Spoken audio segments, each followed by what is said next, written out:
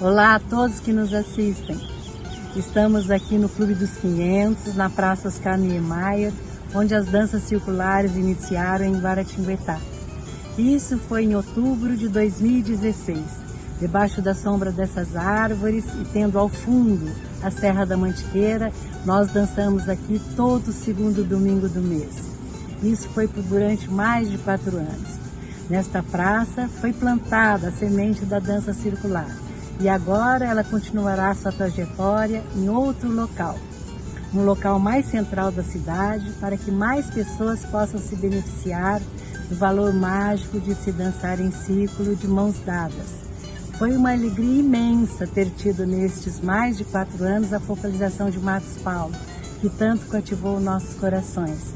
Da Renata Ramos, a madrinha da roda de Guaratinguetá, do meu marido Zé Carlos, que muito contribuiu para realizar todo mês a dança circular, e principalmente de todos os amigos dançantes que vieram aqui todo segundo domingo do mês, que sem eles certamente não haveria dança. Olá, sou Marcos Paulo Alves. Inicio cumprimentando a secretária de Cultura de Guaratinguetá, Aline Carla Damasio, o subsecretário de Cultura, Wellington Villanova, e demais colaboradores da secretaria. Cumprimento também, em nome de Ana Cristina Canetieri e José Carlos, todos os frequentadores do evento Danças Circulares na Praça Oscar Niemeyer, sempre no segundo domingo do mês. Um agradecimento afetuoso a Renata Carvalho Lima Ramos, a Renata Ramos, que de maneira afetuosa sempre contribuiu para a realização desse evento. E em especial um agradecimento ao João Pita, vereador, que é autor de 2 leis. Uma que deu nome à Praça Oscar Niemeyer, a outra que criou a Semana das Danças Circulares Sagradas em Guaratinguetá. Em 2019, por questões profissionais, me mudei para Jundiaí, interior de São Paulo. E mesmo com essa mudança, realizamos sempre em parceria com a secretaria, o apoio da Ana Cristina, José Carlos e demais frequentadores, realizamos a Semana das Danças Circulares em 2020, no mês de março, que ainda estava no início da pandemia, com toda a segurança, álcool em gel. Trouxemos a Ana Lúcia Costa, que veio de Manchester, na Inglaterra, e nos presenteou com uma belíssima palestra. A pandemia se agravou e agora, minimamente, começando uma retomada, ainda bem tímida. Parabenizo a Matilde Gonçalves, que está assumindo o evento das Danças Circulares em Guaratinguetá. Matilde, seja bem-vinda, parabéns por estar assumindo essa roda, esse evento que tanta alegria nos traz, nos trouxe e nos trará. E esse ano, na semana, teremos o Luiz Berni, que recentemente teve no Encontro Brasileiro de Danças Circulares, proferindo uma brilhante palestra sobre a importância dos portais. E aí podemos até imaginar que essa pandemia, de alguma maneira, está sendo um portal para o crescimento da humanidade. Então, mais uma vez, Matilde, seja bem-vinda. A minha gratidão por ter frequentado esse espaço em Guaratinguetá, que eu tenho certeza que você vai conduzir com brilhantismo e levar alegria, cooperação e paz ao coração das pessoas que frequentam esse ambiente. Parabéns à Secretaria da Cultura pela realização desse evento. Um abraço a todos, saúde, paz e muita fé. Olá, prazer imenso estar aqui com vocês. Eu sou Matilde Gonçalves. Quando em 2018 eu saí de São Paulo, me mudando aqui para Guaratinguetá, eu trouxe comigo um pensamento. Será que eu vou encontrar pessoas que apreciem dançar as danças circulares com tanta facilidade quanto eu encontrava em São Paulo, que lá a gente dançava praticamente toda semana? E eu cheguei aqui exatamente no ano em que estava havendo a primeira semana da dança circular de Guaratinguetá. Foi muito emocionante encontrar pessoas que têm o mesmo carinho, o mesmo prazer, que reconhecem as danças circulares como forma terapêutica que ela atua em todos nós. E agora mais ainda, a gratidão por estar sendo convidada para ser a focalizadora das danças circulares aqui em Guaratinguetá, porque o Marcos Paulo tão graciosamente conduziu, né, por todos esses anos, desde que a roda começou, mas agora ele se foi de Guaratinguetá. Uns chegam, outros partem. É movimento, tudo é movimento, nada é estático. E as danças circulares nos mostram isso. Agradeço imensamente o carinho, o convite, e espero que, não tão demoradamente, possamos iniciar a nossa roda novamente aqui em Guaratinguetá. Gratidão imensa. Olá, bem-vindas, bem-vindos à Semana da Dança Circular de Guaratinguetá do ano de 2021, ainda na pandemia. Essa semana tem sido organizada por Ana Cristina Canetieri e Marcos Paulo Alves ao longo dos últimos anos, e eu sempre tive a alegria de estar no apoio. Sou Renata Ramos, moro em São Paulo, capital. Trabalho com as danças circulares há quase 30 anos. É minha paixão de vida. Eu acredito nos benefícios e no potencial que ela tem para uma educação do futuro, como apoio para uma educação do futuro. E este ano a semana convidou um grande amigo meu, Luiz Eduardo Berni, para trazer seu conhecimento e sua sensibilidade, para que ele possa discorrer sobre essa prática integrativa. Luiz é psicólogo, é mestre, é doutor, trabalha muito sobre o conceito da transdisciplinaridade, um conceito que abarca a diversidade dos povos, a diversidade de religiões, a diversidade das culturas, e que traz o ser humano como uma pessoa íntegra, né, em todos os sentidos. Então, queria dar as boas-vindas para esse meu grande amigo, e agora só quero convidar vocês a escutar o Luiz com todo o seu conhecimento e com toda a sua sensibilidade. Ele é músico também, músico e cantor. Bem-vindo, Luiz. Vamos te ouvir agora, é com você. Olá, muito bem-vindo a todos e todas. Quero agradecer a oportunidade de estar aqui nessa Semana de Dança Circular, trazendo um pouco das minhas reflexões, de minhas pesquisas neste campo. É uma alegria muito grande. Quero agradecer, portanto, a Ana Cristina, do Clube dos 500, pelo convite, a amiga Renata e Marcos, que intermediaram esta conexão aqui, e ao subsecretário de Cultura, Tom, pela articulação toda que nos possibilita estar aqui hoje falando para vocês. Então, eu organizei a minha fala, né? Eu denominei a minha fala de dança circular, cultura e política pública. E é a partir desse lugar, então, que eu quero estar trazendo a reflexão para vocês. Para isso, eu vou passar, então, por 3 referenciais teóricos, né? O livro Dança Circular entre o Sagrado e a Política Pública, que é este aqui, que vocês estão vendo aqui. É um livro que eu lancei em 2019, no Encontro Brasileiro de Dança Circular. Eu mandei alguns exemplares aqui para a Prefeitura, para que possa ser disponibilizado nas diferentes órgãos das secretarias, não é?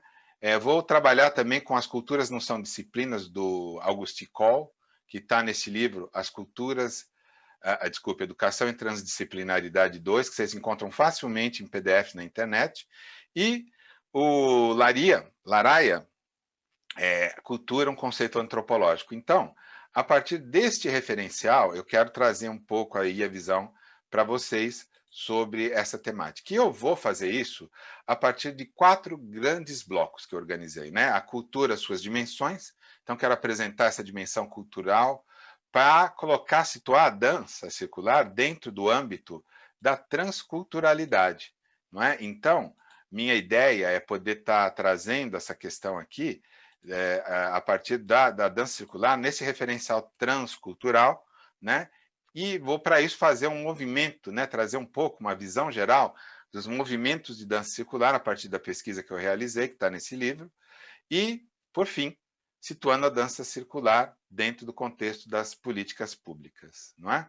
Então, eu espero que essa reflexão possa trazer a vocês algo de útil, né? Todos aqueles dançantes e as pessoas que estão chegando aí, conhecendo um pouco esse movimento das danças circulares. Para iniciar, então, essa reflexão, eu vou tratar a cultura, né? O que é cultura? Quando a gente está falando disso, do que exatamente, efetivamente, a gente está falando, não é? Para isso, é preciso olhar para o fenômeno cultural, né? Então, a cultura é um fenômeno humano. Primeiro, é muito importante a gente ter clareza disso, né? Os animais se adaptam ao meio, né? Os peixes, esse mamífero, o cetáceo, vive num ambiente, embora ele respire, né, o ar, ele vive num ambiente aquático, então ele está completamente adaptado a este meio, né? As aves ao ar e por exemplo, os felinos com uma visão acurada, né? Então, os animais se adaptam ao meio. E a cultura, na verdade, é a adaptação ao meio à nossa necessidade. Então, como somos seres frágeis, seres que têm uma dificuldade de se adaptar fisiologicamente, biologicamente ao meio, adaptamos o meio às nossas necessidades. Então, conseguimos andar debaixo d'água, conseguimos voar, conseguimos até sair do planeta, não é? Conseguimos olhar o micro e o macro, porque temos esta capacidade de transformar a realidade, né, adaptando o meio às nossas necessidades. Isso se dá muito em função de termos uma qualidade especial, que é a capacidade cerebral. Então, essa dimensão biológica, o cérebro, né, avantajado que temos, embora sejamos seres relativamente pequenos, comparado com o elefante, por exemplo, né, ou com os dinossauros que habitaram a Terra há milhões de anos atrás, a capacidade craniana humana, né, o córtex, que é essa capacidade, essa coisa mais nova, neocórtex, né, é que vai possibilitar a concepção e a capacidade de transformação do meio. Esse dedo, o polegar, ele é muito importante para podermos manusear a realidade. Então, quando a gente pega esse dedo em oposição, nos possibilita pensar e alterar o meio às nossas necessidades. Para vocês terem uma ideia triste, né? Quando o Império Britânico dominava a Índia, por exemplo, eles amputavam esse dedo dos indianos para que eles não pudessem tecer, né? Porque sem ter o dedo de oposição, fica muito difícil tecer. É claro que o ser humano é capaz de se adaptar de muitas maneiras, não é? Mas esse dedo em oposição é algo que nos possibilita a criação do que a gente chama de cultura material, né? A cultura material é a capacidade que temos de alterar o meio e construir coisas que a gente encontra, né? Então, quem vai viajar normalmente vai ver as obras que os nossos antepassados deixaram. A gente vai ver as igrejas, a gente vai ver as ruínas, que são os resquícios da cultura material daqueles povos.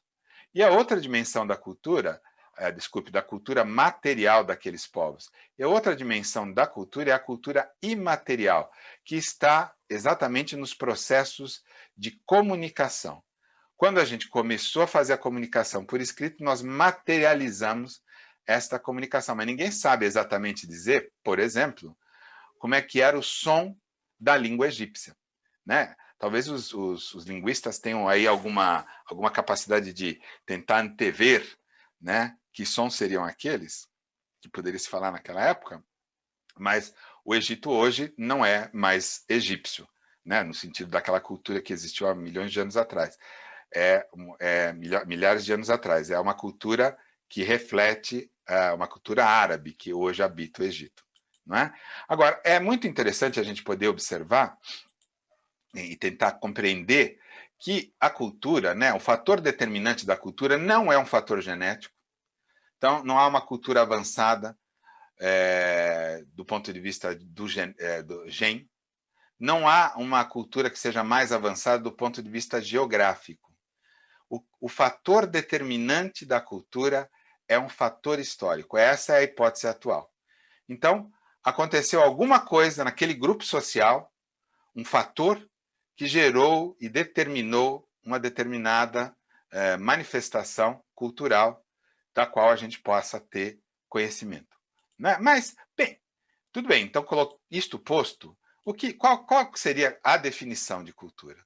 Então, a definição de cultura, a cultura, nada existe fora da cultura. Todos nós existimos e temos sentido, as nossas vidas têm sentido a partir desta realidade cultural que atua sobre nós como um paradigma, que nos possibilita a construção dos valores, das crenças, a instituição daquelas instituições a partir das quais a sociedade vai se desenvolver e as práticas vão acontecer. Portanto, a cultura possibilita a sobrevivência e a realização em plenitude da vida dos sentidos, da vida espiritual e da vida material das diferentes sociedades.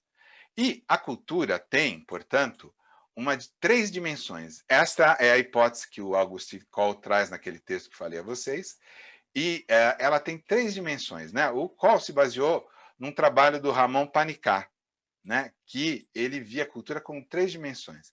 Então, a ordem cultural ela tem uma dimensão lógico-epistêmica, que na cultura ocidental se materializa com força na ciência.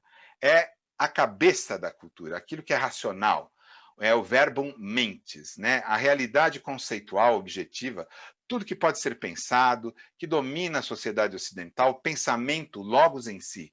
O conceito, o signo, o termo, o instrumento do logos, a razão, a lógica, o veículo do logos, e a ciência, a expressão do logos, ou seja, tudo aquilo que pode ser reduzido a um nível conceitual. E é deste lugar que estou falando para vocês. Quando a gente faz a dança circular, quando a gente dança efetivamente, a gente não está neste diapasão cultural. Nós estamos num outro, que é o diapasão que eu vou apresentar agora para vocês, que é a ordem, aquilo que existe, né? que existe, que a gente acredita, sem saber que acreditamos. É muito interessante essa dimensão da cultura. Né? O símbolo é um instrumento do mito, a fé, o veículo, né? E os mitos não se reduzem à razão. Essa é uma questão bastante importante. Nessa dimensão mitossimbólica é onde está o conceito que a gente tem de ser humano. Então, a ideia de homem, de ser humano que temos, ela está dentro do conceito mitossimbólico e não está, curiosamente, dentro do conceito lógico-epistêmico, né? Porque trata-se de uma forma de acreditar. E o Ramon Panikkar, ele vai chamar essa dimensão de cosmoteândrica. Cosmo, a visão de universo que temos. Isso vai ser bastante importante lá no fim da minha apresentação, quando eu vou estar falando da Política Nacional de Práticas Integrativas e Complementares, né? Especificamente de uma dimensão que eu vou apresentar lá na frente, que é a racionalidade médica. Então, é uma visão de cosmos, uma visão de andros, de homem, de ser humano. Que visão temos de homem, de ser humano? E a visão de Tel, que temos de Deus, né? Que Deus é sempre uma referência social. A gente acredita e não acredita nele. Então, essa duplicidade desse papel é de extrema importância. E a terceira dimensão, então, é a dimensão mistérica, né? A dimensão mistérica é a dimensão que alimenta a busca, né? Nós vamos atrás de alguma coisa, é o inefável. Então, se eu colocasse para a dimensão lógico-epistêmica, os cientistas, né, que são os representantes máximos dessa dimensão, estão em busca de desvendar os mistérios da natureza. Se eu colocasse na dimensão mitossimbólica, os religiosos, os espiritualistas estão em busca de descortinar o mistério de Deus. E o mistério é uma coisa muito interessante, porque quanto mais a gente corre atrás dele, mais ele escapa da gente. E isso mantém a busca sempre ativa. Então é muito importante, o mistério nunca é desvendado. O mistério é sempre, como a própria palavra diz, misterioso, né? E é o que nos impulsiona, que nos leva a procurar. Mas é importante a gente compreender também que as culturas no planeta são diversas, né? Então, há uma realidade cultural múltipla, né? As culturas não podem ser compreendidas como objetos, as culturas são sujeitos. Então, nós, cada um de nós, vivendo nesse ambiente cultural, somos células dessas culturas, né? Há, então, na construção dos conhecimentos, um pluralismo epistemológico que nos permite que cada cultura construa visões de realidade. Tudo isso vão ter implicações importantes lá no fim da minha apresentação, não é? E a beleza desse mapa cultural, que a gente tem que ter muita noção, sobretudo num país como o Brasil, não é, que nós temos talvez a maior diversidade cultural do planeta, materializada onde? Das diferentes tribos indígenas que habitam este território ainda. Nós temos cerca de 300 etnias que falam cerca de 240 idiomas dentro do país. Nós desconhecemos essa riqueza cultural.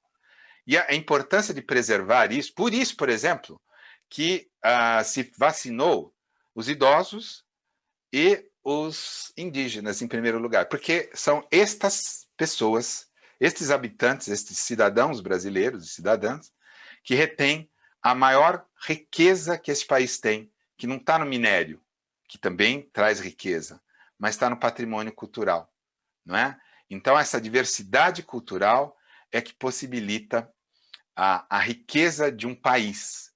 Claro que também o minério, tudo isso, mas essa dimensão imaterial que a cultura representa, não é?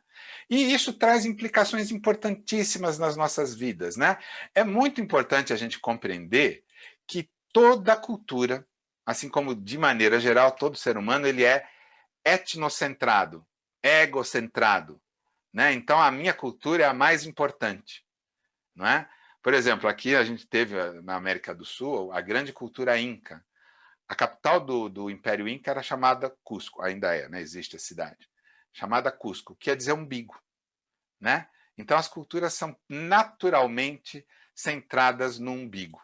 Então há uma tendência das pessoas que vivem imersas dentro de um paradigma cultural compreenderem que a sua cultura é mais certa que a outra, não é? Porque, como eu já disse, a cultura traz exatamente a satisfação das necessidades, a compreensão pela cura das doenças, né? Então, quando o Brasil foi invadido pelos europeus, a sociedade estava totalmente organizada e conseguia lidar com as doenças que existiam no território nacional.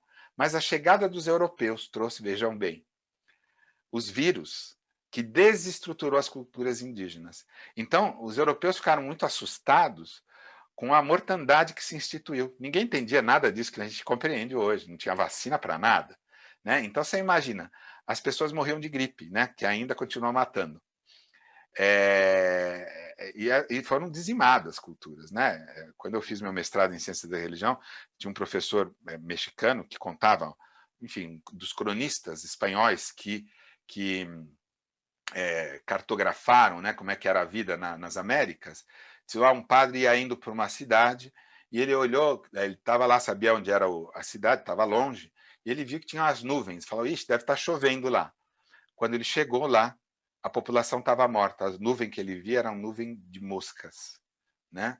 Então, quer dizer, essa dimensão, e a gente está vivendo isso, quer dizer, a epidemia foi algo que destroçou as culturas indígenas no começo da colonização e ainda são populações muito vulneráveis, por isso se cuidou delas antes das demais camadas sociais, não é?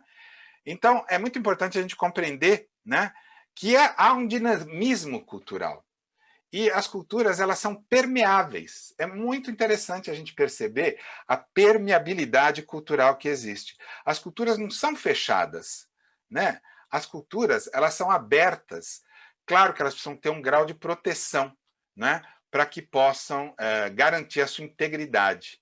Mas, por exemplo, quando os europeus chegaram no Brasil, eles trouxeram um elemento que foi incorporado pela cultura guarani, que é o violão. Então, se você for ouvir uma música tradicional guarani, ela é feita a partir do violão e da rabeca, do violino, né? O violão, por exemplo, ele faz uma base assim, ó.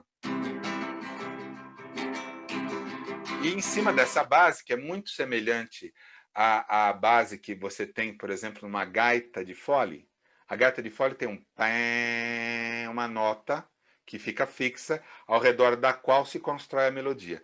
É uma situação semelhante, olha, transcultural, que a gente tem no Brasil, por exemplo. Então, a cultura guarani, tradicionalmente, vai ter um violão de base, e em cima dessa base vai se construir uma música, por exemplo.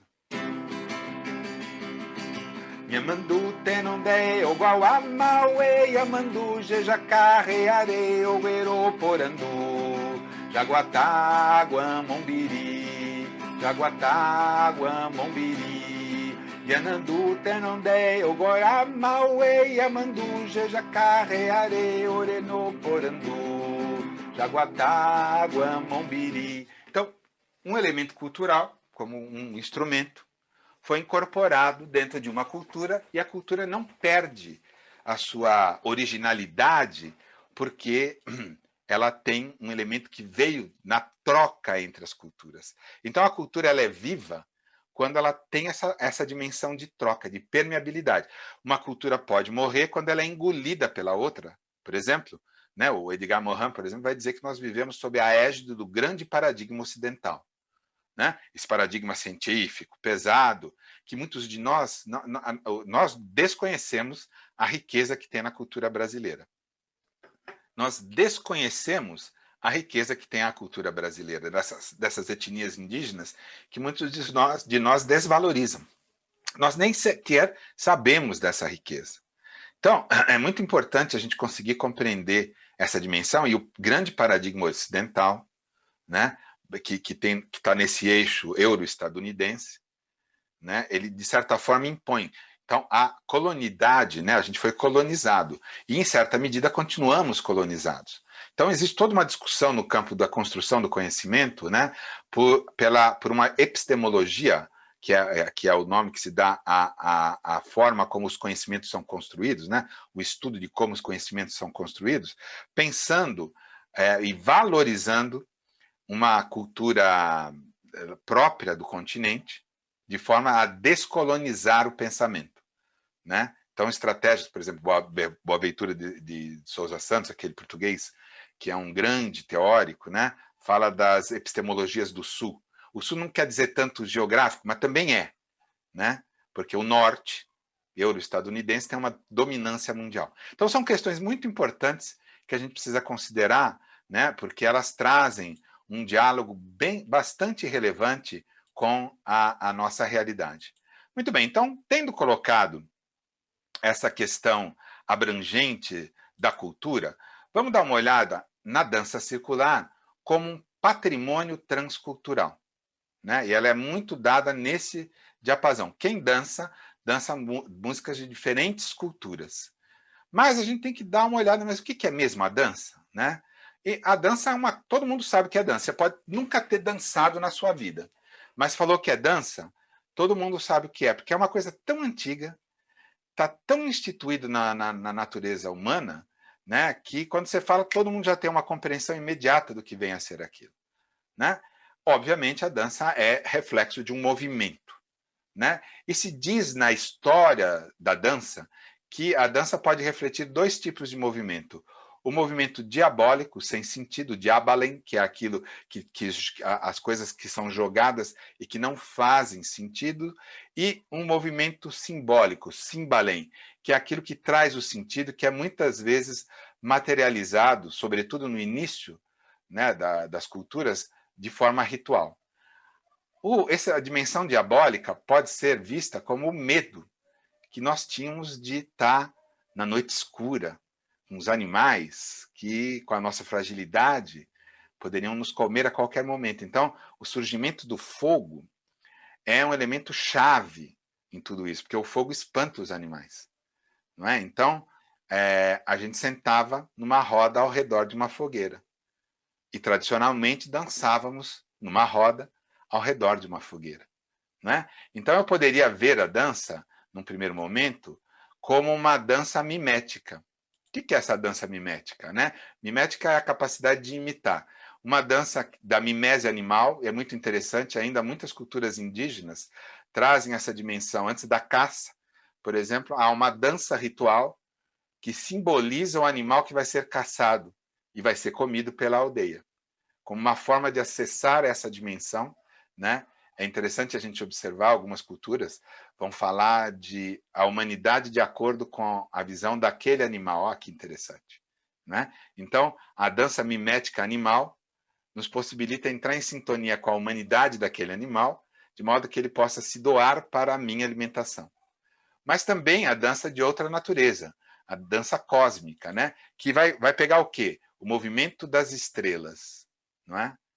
E essas danças rituais levam a estados alterados de consciência, onde a gente pode ter uma percepção ampliada da realidade. E aqui a gente tem uma foto da Gruta de Gabilu, lá na França, na Dordogne, onde a gente vê os primeiros movimentos da dança. Mas, como eu dizia, a dança é um fenômeno que está em todas as culturas. Então, você vai encontrar a dança nas Américas, e aqui eu peguei as tradições, né? Na Oceania, os aborígenes, na Ásia, na Europa, na África. A gente dança muito danças que têm o fundo europeu. A gente sabe que a quadrilha, a nossa quadrilha da festa junina, tem origem nessas danças europeias, né? Que são danças de roda, curiosamente. Né? Então é importante a gente compreender as diferentes dimensões transculturais da dança. Mas na sua origem, a dança ela vinha num complexo holístico. Isso é muito forte ainda dentro dos ambientes tradicionais. Então, quando a gente dança, a gente canta e a gente ora. É muito comum nas diferentes tradições indígenas, por exemplo, que o canto, dança, oração seja uma atitude integrada. Então, o pajé, por exemplo, que poderia estar conduzindo uma dança, ele está conduzindo uma dança que pode ser vista como do ponto de vista artístico, ela é, ao mesmo tempo, do ponto de vista religioso e também científico. Né? Então, veja que as culturas tradicionais têm essa integração, né, maravilhosa do ponto de vista dos conhecimentos tradicionais. A palavra dança, inclusive, tem uma semelhança na grafia e no som, inclusive, das diferentes culturas. Em português, dança, em francês, dance, em inglês, dance, em alemão, tanz, em italiano, danze, em espanhol, danza. Né? Então, você tem na dança um elemento de preservação da cultura. Né? Então, a dança tem muitas culturas, danças. Quando o imigrante vai, ele leva a sua cultura e ele preserva. Então, é muito comum a gente ter os grupos folclóricos fora, obviamente, do país, mas às vezes dentro do país. Né? E a dança circular, particularmente, ela proporciona um encontro com a diversidade cultural, porque ela pega elementos, a dança circular sagrada, que é uma dança específica, a gente já vai falar dela, embora vocês conheçam, porque dançam aqui, né? Ela reflete um movimento específico. Né? E essas danças têm uma característica, elas são danças corais. Né? A dança coral, assim como o coral, né, são danças que todos fazem o mesmo tipo de passo. Ou existem grupos que estão fazendo o mesmo tipo de passo, que se diferencia das danças de salão, onde há um casal ou uma pessoa, né, que tem uma virtuosidade. Então, a dança de salão ela é muito individualista. A gente olha, né, tem inclusive competições de valsa, por exemplo. Né? E as danças corais elas trabalham mais essa forma de integração comunitária. Então, dentro desse trabalho, dessa pesquisa que eu fui realizando, eu cheguei a um conceito de dança. Então, a dança a dança circular, né? Ela é uma dança comunitária, cooperativa, de união, de troca, uma tábua redonda onde todos se encontram.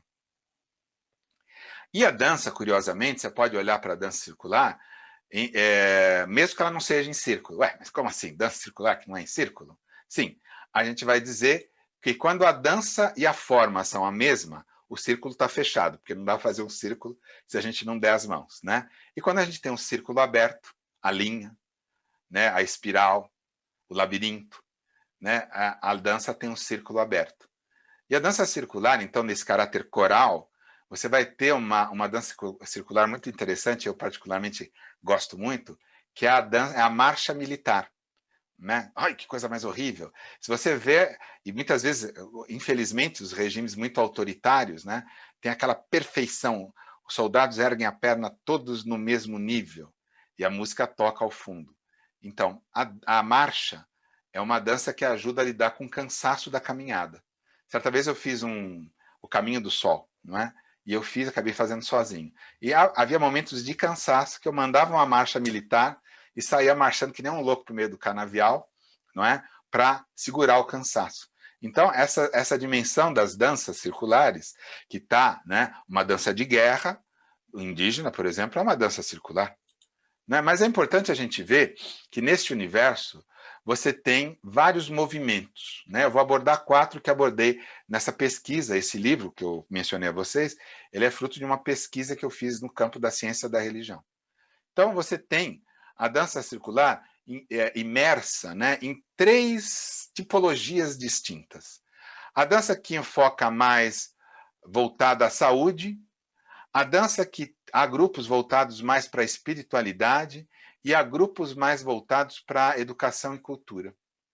Então, essas 3 dimensões da dança vão se manifestar nos diferentes movimentos, e a gente vai passar por 4 movimentos que eu considero aqui fundamentais na dança circular. O primeiro movimento é óbvio, né? É o movimento das danças étnicas, que tem um caráter muito educacional. Né? Está muito ligado a essa dimensão do folclore, né? Que é a preservação de dimensões culturais que nem sempre são tão praticadas ou que, se não forem cultivadas, vão se perder. São as danças étnicas e que muitas vezes, no ambiente das danças circulares, a gente vai chamar de dança dos povos. Há um festival muito importante na Universidade da Paz, lá em Stockton, né? Eles fazem um Folk Dance Camp. E lá tem uma biblioteca, Lawton Harris Library, que preserva as músicas e as danças. Então, anualmente, as pessoas se reúnem em Stockton para fazer as danças. E aí tem grupos que são convidados para trazer a sua dança, né? Aqui na nossa cultura. Toda vez que a gente tem um grupo de imigrantes, normalmente esses grupos eles procuram preservar as danças. E às vezes essas danças estão mais preservadas nestes grupos de imigrantes do que no próprio país de origem, dada a sua característica, aquela característica de permeabilidade da cultura. Quando a gente sai, a gente tem aquela coisa de preservar a cultura, né, como ela era. Então, quando a gente se encontra fora do Brasil com brasileiros, a gente fala da nossa saudade do Brasil e coisas do gênero, né? Então, é muito importante a gente perceber no movimento das danças étnicas, né, essa dimensão de preservação do folclore. E aí você tem aqui nesse endereço, folkdancecamp.org, né, o encontro de Stockton, que é um encontro bem legal, bem importante. Um outro movimento, então, ligado agora ao enfoque mais ligado à saúde, foi criado pelo Rolando Toro Araneda, que era um psiquiatra chileno, que ele queria fazer alguma coisa com aquelas pessoas que estavam institucionalizadas. Ele teve uma intuição de que a dança poderia ajudar. Como de fato ajudou. Mas o Rolando Toro, ele tinha uma ideia, né? Bom, então que é assim, eu quero levar aquelas pessoas que são muito agitadas por conta do seu quadro de saúde mental a um ambiente de calma. Eu vou colocar uma música calminha, vou tentar fazer algum movimento bem calmo para que eles possam se acalmar. Faz todo sentido, né? Você quer levar a calma para aquelas pessoas, vão trabalhar com uma música mais lenta. E é interessante que na experiência do Toro, num determinado momento, ele percebia que quanto mais calma era a música, os loucos ficavam mais loucos. Então ele foi mudando a sua percepção e foi construindo um trabalho, né, que muitas vezes, para você entrar na vibração daquelas pessoas, você tinha que começar com uma dança que estava ancorada na vibração deles. Então a dança não era lenta, a dança era agitada. E depois que eles estavam agitados, ele ia reduzindo a dança para uma dimensão mais lenta, mais integrativa, né? Então, o Rolando Toro, ele desenvolveu a biodança, é um movimento que tem um grupo forte aqui no Brasil, tem um instituto internacional, tem vários países do mundo, facilmente encontrável aí na internet. Um outro movimento super importante foi desenvolvido pelo Samuel Lewis, né? O Samuel é do século XIX, morreu em 71, né? Murshid Samuel Lewis, né? E o Samuel desenvolveu um movimento muito forte, que é o Danças da Paz Universal, que aqui no Brasil tem, por exemplo, a amiga Mônica Goberstein, que é uma das focalizadoras, né, facilitadoras das danças da paz universal. São danças que têm a estrutura do movimento da paz, das danças da paz universal, embora tenha esse nome, tem uma estrutura bastante hierarquizada, bem nos moldes de uma estrutura religiosa. E o foco mesmo é essa espiritualidade, eu diria até essa espiritualidade New Age, né? O encontro do Deus que me habita, vamos dizer assim. E uma característica do movimento das danças da paz universal é que a música é feita ao vivo. Normalmente você vai ter nas danças da paz universal o grupo de dança, o grupo dos focalizadores no centro e as pessoas dançando ao redor. O grupo que está no centro, às vezes com um violão, né, promove então a música que vai ser dançada e cantada pelo grupo que está ao seu redor. E o quarto movimento, do qual a gente está tratando aqui com mais força, que é o grupo que dança aqui em Guaratinguetá, que é o enfoque holístico, né? Então, ele procura trabalhar um pouco com saúde, um pouco com educação, um pouco com espiritualidade, né? É o movimento da dança circular sagrada, Secret Dance, né? Que foi iniciado pelo Bernardo Vozin, como eu sei que vocês já ouviram falar bastante, então, nesse diapasão, eu nem vou falar muito, só vou situar aqui, e a Gabrielle Vozin, sua filha, que vive ainda, né, produzindo e dançando, e a comunidade de Findhorn, na Escócia. A Renata e o Encontro Brasileiro de Dança Circular, né, de Dança Circular Sagrada, que acontece uma vez por ano, infelizmente, o ano passado, em função da confusão toda, não aconteceu, e talvez esse ano ainda, não sei bem como é que está a articulação para esse ano, mas provavelmente também não vai acontecer, né? É um representante, digamos assim, nacional dessa conexão. A Renata, todos os anos, está em Findhorn.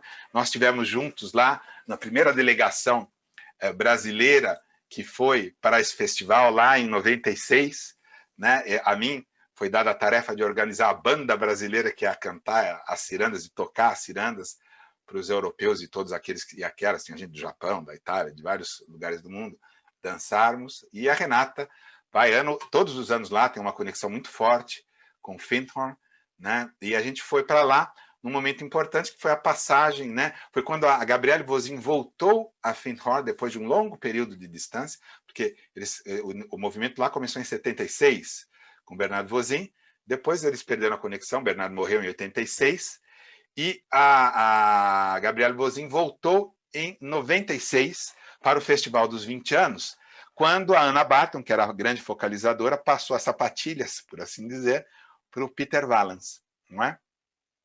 Então, esse é um movimento que acontece aqui em Guaratinguetá, bastante importante, não é? Mas há também, né, a pessoa que conduz a dança, ela é chamada de focalizador, né? E o focalizador, veja lá, o focalizador não tem o intuito de ser um líder no sentido de dar ordens, e sim a pessoa que adquiriu respeito por sua capacidade de entrar em sintonia com a necessidade de todos. Essa é uma definição que é dada em Findhorn para que as pessoas... lá tem focalizador para tudo, inclusive para a dança circular, né? Então, quando a gente vai focalizar, aqueles que trabalham com a dança, você pode ter uma ideia do que você vai fazer, mas você chega lá e sente o grupo e percebe que o grupo teria você pensar, vou começar por assim, vou começar assado, e às vezes você sentindo ali o grupo, você começa de uma maneira que você nem imaginou.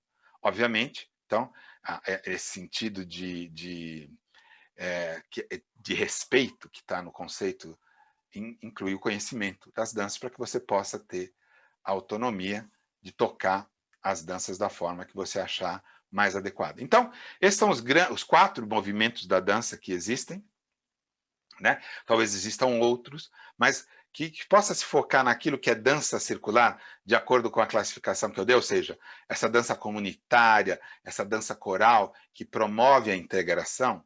Então, por exemplo, tem um movimento de dança do Gurdjieff, e na ocasião, por que você não incluiu o movimento do Gurdjieff? Porque, embora seja uma dança em grupo, ela não é feita para o grupo, é uma pessoa individual dançando num grupo. E a dança circular não, você tem esse caráter de cooperação, de comunicação, de troca, não é? E esse é um movimento que já existe no Brasil há bastante tempo. E aí, assim, no sentido que quando eu preparei esse material, esse livro, né, foi possível estabelecer, então, alguns marcos históricos. Já estamos num momento, né? Porque, veja, o primeiro contato com as danças que veio para o Brasil foi feito em 1984 pelo Carlos Solano, que é um arquiteto. Eu nem sei se o Solano dança hoje, né? E esse período, esse primeiro período, que a gente está chamando primeira geração de focalizadores, ele vai desde o primeiro contato do Solano até a primeira publicação, que foi o livro que a Renata organizou, do qual muitos de nós fizemos parte. Eu entrei nesse livro aí falando da dança sagrada, eu nem usava o circular, a gente ainda estava numa dúvida. Dança sagrada, uma técnica de meditação ativa, não é? Então, estivemos lá no Festival de Findhorn representando o Brasil e tal. A Gabriele retorna a Findhorn nesse momento, a Ana se apresenta, né, aqui no Brasil várias vezes e se aposenta em 96, né? E temos então esse marco que é este livro, publicado e editado pela Trion, também facilmente encontrado na internet. Então, esse grupo, né, esse momento histórico, configura um primeiro marco e a primeira geração de focalizadores. Naquela época, a gente ainda se conhecia todo mundo, né? Então eram poucos focalizadores e a gente sabia, quem está na Bahia, quem está no Sul e tal, a gente se conhecia. Hoje a coisa está muito grande, cresceu muito, que bom, não é? Então, às vezes a gente sabe de trabalhos maravilhosos que estão acontecendo por aí, a gente nem sabe quem é que está fazendo, eu particularmente, né? Um outro marco importante, então, no segundo marco, né, a segunda geração de focalizadores, vai de 98, então, com a instituição do primeiro livro, até 2002, quando a Renata faz o primeiro encontro de danças circulares sagradas, né? E eu, inclusive, nem participei, porque eu estava na academia estudando, né? Então, eu estava, na época do encontro, era a época que eu estava defendendo esse trabalho, eu estava fazendo uma dissertação sobre a dança circular sagrada e o sagrado, né? Muitos dos elementos que estão aqui neste livro, mas também estão na minha dissertação, que também é facilmente encontrado na internet. Então, essa segunda geração, ela é formada a partir, então, já com uma produção nacional, não é? A primeira produção intelectual que a gente estabeleceu nesse primeiro momento aí. Então, nesse período de grande popularização das danças circulares, a gente tem a segunda geração de facilitadores de dança circular. A terceira, então, vai de 2002 a 2017, quando a dança circular entra na política pública, e a gente está chegando para falar desse momento, não é?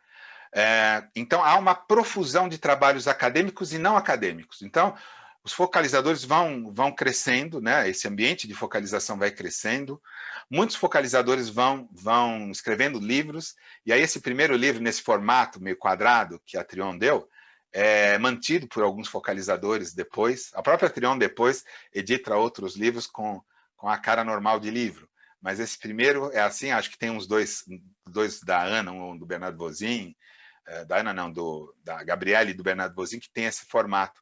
E alguns focalizadores passam a escrever. A estrutura deste livro, ela é muito importante, né? Você tem livros sendo produzidos hoje que falam muito da experiência do dançar dos focalizadores. Então tem um caráter biográfico, é uma coisa bem legal. Há uma grande popularização das danças circulares nesse momento, não é? A inclusão da dança, então, na política pública lá em 2017, a gente vai falar já especificamente disso. Então, já é agora, né? Então, é muito importante a gente entender o que vem a ser política pública, né? E por que ela é relevante. A política pública, ela se dá, né, em função de uma necessidade social.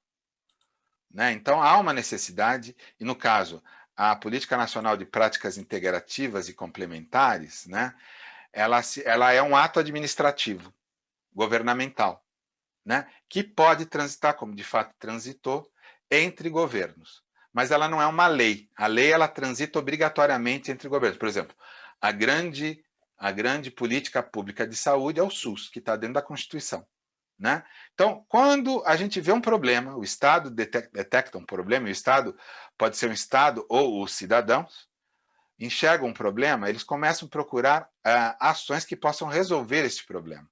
E a política pública é a materialização, a formalização, através de um ato administrativo, de uma lei ou coisa que o valha, né, que pereniza aquela ação.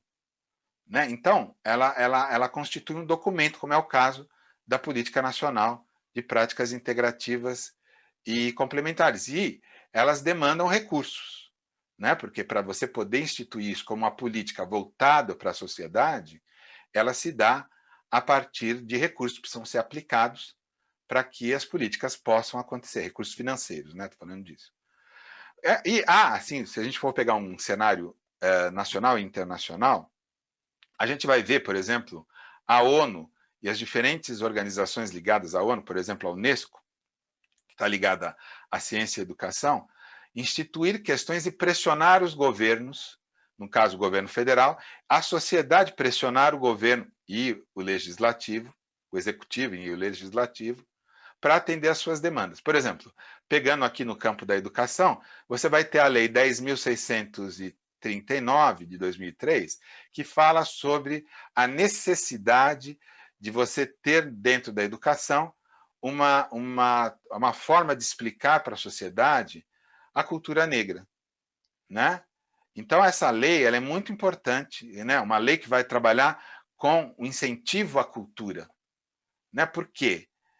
Porque se entende que o bem-estar social não se dá apenas naquela coisa básica, educação e saúde.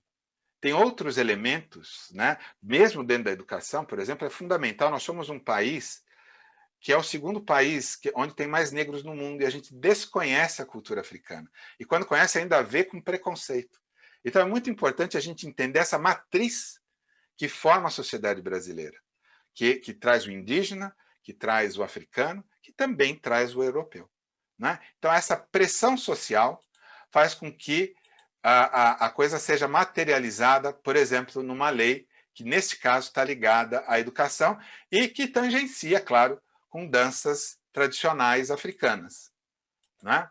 No campo da saúde, não é diferente. Aí você tem uma organização, que é a Organização Mundial de Saúde, que percebeu que não era possível apenas lidar com a saúde a partir do conhecimento médico tradicional, ou melhor dizer, convencional, feito pela pauta científica. Haveria que se caminhar mais para se compreender algumas dimensões que tinham sido, inclusive, desmerecidas, desprestigiadas a partir do movimento científico da saúde. Por exemplo, uma pandemia não se combate de outra forma a não ser com, por exemplo, distanciamento social, no nosso caso, né? Que exige uma educação do povo para entender a necessidade de usar máscara, essa coisa toda, higienizar a mão e tal, e manter a distância entre as pessoas, não é? E a vacina. E para fazer uma vacina, você precisa ter, então, uma compreensão científica do que é o vírus, como produzir uma vacina para o vírus e assim por diante. Mas isso é super importante, mas há outros elementos que ajudam. Por exemplo, o sistema imunológico, se eu estou deprimido, né, por mais que eu tome a vacina, eu posso pegar uma gripe, posso pegar até a Covid, não é? Que vai ter um efeito menor no nosso organismo. Mas se eu estou bem, e, por exemplo, a dança circular, meditação e coisas do gênero, nos ajudam a fortalecer o quem somos, e quando estamos bem conosco, conseguimos lidar melhor com a adversidade. Então, o nosso sistema imunológico fica mais fortalecido. Por exemplo, nas práticas integrativas e complementares, que é onde estamos entrando agora, isso é muito forte. Então, em 2002, a ONU fez uma política de 2002 a 2005, orientações sobre as medicinas tradicionais. Depois eles foram revalidados de 2014 a 2023. Foi aqui, então, nesse movimento, que há uma pressão dos países membros, porque os países membros devem acatar as diretrizes, né? São coisas que são sugeridas, né? São coisas que... Então, os países membros eles estão sob a égide da OMS, da Unesco, etc. e tal, e é sugerido a eles que possam se servir daquelas políticas que estão sendo pensadas e trazendo para dentro do país. Foi assim que, então, nessa segunda rodada da medicina tradicional, as danças circulares entram no contexto das práticas integrativas e complementares. Entraram muitas outras coisas também, né? Mas vamos situar a dança circular nesse cenário? Então, você tem, reconhecidamente, que as danças circulares, elas trabalham numa dimensão de integração interpessoal. A integração consigo mesmo, a integração com o outro, né? Favorece os processos de comunicação, né? Reduz as rusgas que existem entre as pessoas, né? E reduz o estresse. Reduz o estresse, quando você reduz o estresse, você potencializa o sistema imunológico, por exemplo. Quando eu estou muito triste, o meu sistema imunológico arranja uma gripe para eu ficar de cama em casa, né, curtindo a minha fossa em função daquela situação que estou vivendo. Então, esses benefícios estão organizados, por exemplo, são direcionados à área da educação. A dança circular entra muito em processos educacionais para favorecer o trabalho com crianças. Eu mesmo trabalhei com crianças com dança circular, trabalhei com adultos na dança circular. Então, você vai ter uma dimensão, né, que está ligada à educação, mas também que está ligada à organização. Eu trabalhei muito com danças na Petrobras, em várias empresas, né? Uma vez fui chamado para o presidente de uma empresa da área financeira para trabalhar com os vice-presidentes. Era uma rodada de dança circular, que aquilo trabalhava a integração entre as pessoas, né? E no campo da saúde, muito forte, materializada dentro de uma política pública, né? Então, isso aqui está dentro desses ambientes, mas não instituído de maneira formal, como está nas práticas integrativas e complementares. E é muito importante a gente observar que este movimento, no caso da saúde, ele é complementar.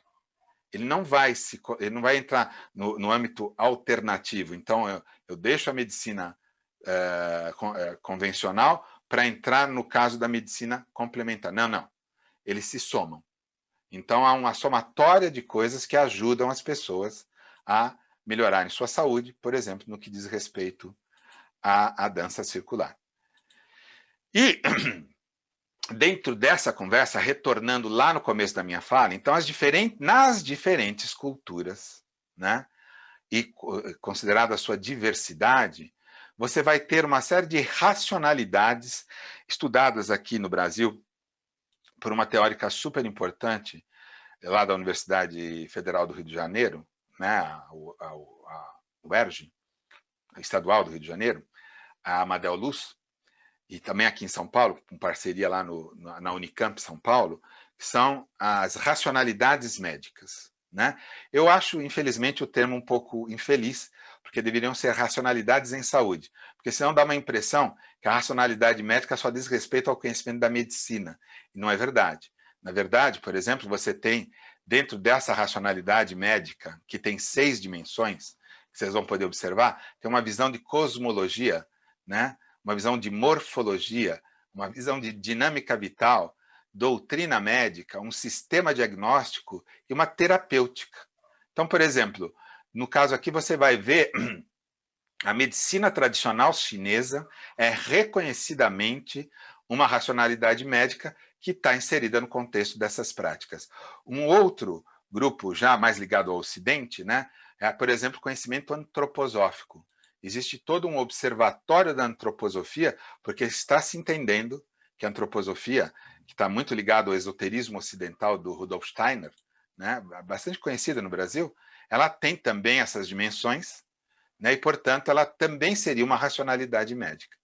Mas a dança circular pode até, talvez, a gente conseguir encontrar na dança circular uma cosmologia. Mas você não vai encontrar uma morfologia, nenhum sistema vital, muito menos uma doutrina médica, né, que diz assim, faz isso, faz aquilo outro. Ela entra, então, algumas dimensões dentro das racionalidades médicas são compreendidas como recursos terapêuticos. E é neste sentido, em função dessas características destes benefícios que a dança circular entra, então, como um recurso terapêutico dentro da política nacional de práticas integrativas e complementares. E quando a dança circular entra nesse circuito, é muito importante que a gente tenha uma visão da importância de se manter a questão da laicidade do Estado, né? Porque uma política pública ela não pode atender a um grupo de pessoas, ela precisa atender à sociedade em grandes blocos. Por exemplo, você vai ter uma política pública ligada ao atendimento da população em geral. Então, ela tem que se pautar pela laicidade do Estado, que significa o seguinte: o respeito a todas as formas de crença e consciência, isso está no artigo 5º da Constituição, sobretudo as religiões, mas nenhuma religião pode ditar como será a política pública, porque ela precisa, por exemplo, no que diz respeito, atender aos religiosos, são aqueles que afirmam uma religião, aos espiritualistas, que são aqueles que compreendem que existe um Deus ou alguma coisa mais transcendental, e a outros que não entendem assim, os ateus que negam a existência de Deus e os agnósticos que não exatamente negam, mas põem em questão. Então, a política para atender todas essas pessoas, embora os grupos religiosos e espiritualistas possam ter um caráter majoritário, é muito importante considerar os grupos minoritários e eles precisam ser tão considerados quanto os grupos majoritários. Isso é muito importante, porque, por exemplo, o cristianismo, enquanto religião, talvez seja, ou certamente é, uma religião majoritária no cenário nacional. Mas ela não pode ser privilegiada, porque ela já é pelo fato de ser majoritária. Então, os grupos menores, minoritários, por exemplo, embora nós tenhamos mais negros na sociedade brasileira, e as religiões de matriz africana venham a partir destes grupos, o cristianismo predomina. E há grupos minoritários, que aí não tem nada a ver com a cor da pele, ou a sua origem étnica, não é? Que praticam a religião africana, de matriz africana. Então, é um cruzamento complexo que precisa ser preservado, e a preservação deste conteúdo se dá, então, pela manutenção da laicidade. Então, neste sentido, a dança, quando ela é inserida como política pública, ela precisa ser neutra no sentido das crenças. E aí, se ela enfatizar alguma coisa, que ela enfatize a espiritualidade num sentido muito claramente definido, que é aquele da busca pelo sentido, não é? Porque a dança, na sua tradição, ela vem no seu caráter holístico. Então, você tem arte, como eu falei, ciência, religião e filosofia, tudo conectado no mesmo barco. Então, se por um lado a dança tem um pé lastreado nas tradições de conhecimento, e, por outro, agora na política pública, quando ela está inserida na política pública, a fim de atender a totalidade da sociedade, ela precisa vir pautada por um referencial que traga, que possa atender as pessoas que creem e que não creem. Então, se eu faço uma dança de roda e tem uma vela no centro, aquela vela pode ser um catalisador psicológico da atenção, assim trabalho. Ela não pode ser um símbolo do divino que está ali. Por que as pessoas que não acreditam no divino?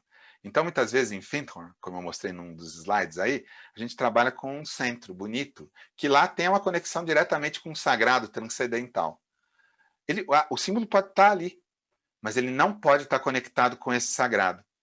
Ele tem que ser um conector, por exemplo, dessa dimensão psicológica. Então, eu poderia lastrear esta forma simbólica de um ponto no centro com um círculo ao lado, ao seu redor, dentro de uma visão arquetípica junguiana, por exemplo. Né? Então, tem um sentido que está para além daquele contexto original. E nenhum problema dos grupos que dançam, o Clube dos 500, ou sei lá, que dançam com essa visão espiritualista da vida. Mas quando ela está inserida dentro de uma UBS, por exemplo, como uma prática alternativa e complementar, integrativa e complementar, ela tem que estar pautada por esse referencial. É fundamental que os focalizadores possam compreender essa dimensão, para bem se deslocar. Então, no Encontro Brasileiro de Dança Circular, eu quero mais é que o sagrado venha ali, que nem veio no último encontro com a Bárbara Svetina lá, trazendo aquela coisa maravilhosa de Fenton. E eu posso trazer essas coisas maravilhosas, como eu levei várias vezes, e muitos de nós levam, para as organizações, né? Sem ter centro nem nada. E aí eu fazia lá uma dança super animada, e os diretores sentavam numa roda no chão, e tinha gente que chorava porque sentia a presença do sagrado, seja lá o que ele considera sagrado, que pode estar ou não vinculado à religião. Enfim, então era isso que eu queria trazer para vocês. Eu quero agradecer muito a oportunidade deste encontro, espero que a minha fala possa ter acrescentado alguma coisa a vocês, né? E agora, no melhor estilo New Age, eu quero propor um encerramento, e para isso eu vou fazer uma tocata. Vou tocar uma flauta, uma Native American Flute, né? Um tema tradicional, que poderia ser tradicional, porque eu vou fazer agora, não tenho a menor ideia do que vai sair, indígena. Então, aqueles e aquelas que assim desejarem, pode sentar, né? A gente não vai dançar, porque se eu estivesse com vocês aí, eu certamente ia fazer uma dança que pareceria muito com as danças da paz universal, porque eu ia promover o canto e a dança com vocês, mas vou propor que a gente termine, então, com o som da flauta para encerrar esse nosso trabalho. Eu agradeço muito a oportunidade de estar com vocês, desejando que muitas e muitas semanas de dança circular aconteçam aqui em Guaratinguetá. Obrigado, Ana, obrigado, Tom, obrigado, Renata, pelo convite. Vamos lá, então?